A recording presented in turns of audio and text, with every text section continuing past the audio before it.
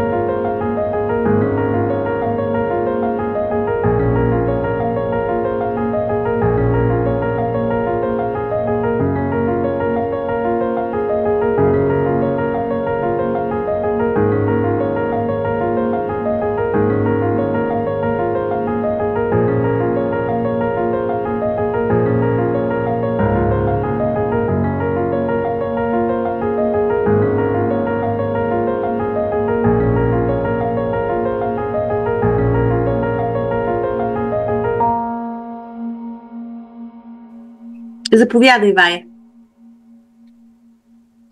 Скъпи братя и Христе, днес минавам през българските земи, които се намират под османска власт. Виждам голямото разнообразие от хора – българи, турци, евреи, арменци. Всички живеят заедно, макар и не винаги разбирателство. Християните тук страдат, но не губят надежда. Посетих манастир, където монасите пазят вярата и книгите. Хората са бедни, но добри и гостоприемни. Моля се Бог да даде мир и свобода на този народ. Собич Йоан, християнин и пътешественик, година 1623. Отлично. Браво. Елена, заповядай. Драги Александър, докато пътувах през България, държава изцяло под турска власт, срещнах се с много хора с различни, но интересни истории. Много селянини ми разказваха за силната дискриминация срещу християни и немусулмани, която включва селяни, за да са използвани да вършат тежка физическа работа. Звучи толкова нечестно към българите. Да добавим към това, повечето градове бяха обитавани от основно мусулмани, защото българите са се изместили в селата и планинските райони да са надалеко от турците. Още по-зле е, че повечето българи са били принудени да станат мусулмани, за да запазят живота си. Представяш ли си? Турците са имали пълен контрол върху животите на българите. Поздрави и се надявам да ти пиша отново скоро. Стоян. Отлично. Браво, Ели. Заповядай, Борис. За Коко. Вече са минали 20 дни, откакто тръгнах да посетя България, която е под османска власт от 1396 година. Запознах се с дядо Златко, който ми каза, че османската държава е теократично кралство и че в нея е въведена система кул, което означава, че всеки ползваник на султана е и негов роб. Смята се, че цялата земя е собственост на султана и се нарича Мирие или Мириинска земя. Прочетох във вестник, че повечето българи живеят в планински села, да са максимално далеч от османците. Дядо Златко ми разказа още, че плащат два вида данъци. Един на султана и втори на сатахията, местния началник. Тежък живот живеят българите Коко на тази земя. Много от тях са били принудени да се откажат от собствената си религия и да приемат ислама. Това е от мен за сега. Продължавам да обикалям и научавам нови неща за тази красива страна. До скоро, Борис, 3 октомври 1496 година. Браво, Борис. Заповядай, Мария.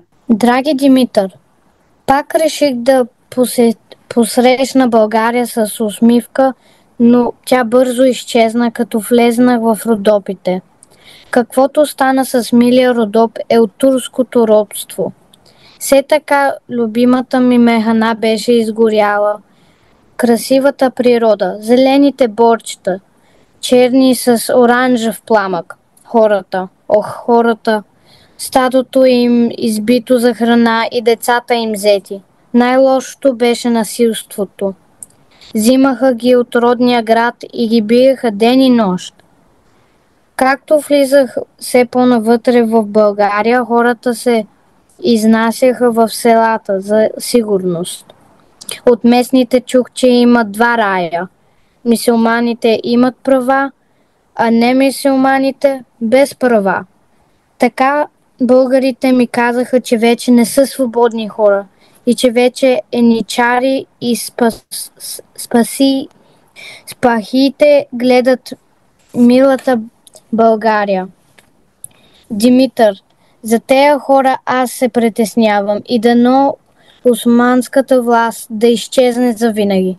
Много здраве! Марта, 5 юли 1426 година. Браво! Отлично, Мария. Кой остана? Кристиян? Добри. Здравей, Добрине. Пътувах из земите на България и искам да ти разкажа какво видях по очите ми. Много хора се оплакваха какви дискриминация е тука. Пиша си да ти кажа какъв ужас е тука. Българите са принудени да станат мюсюлмани. Те са изправени пред големи трудности, но единственото, което ги кърпи, са българските традиции и обичаи. Те ги спочават и им помагат да преживеят тези тежки години в робство. А християнската вяра е тяхната опора. От Кристиян, пътуващ християнин по земите на България, 1567 година.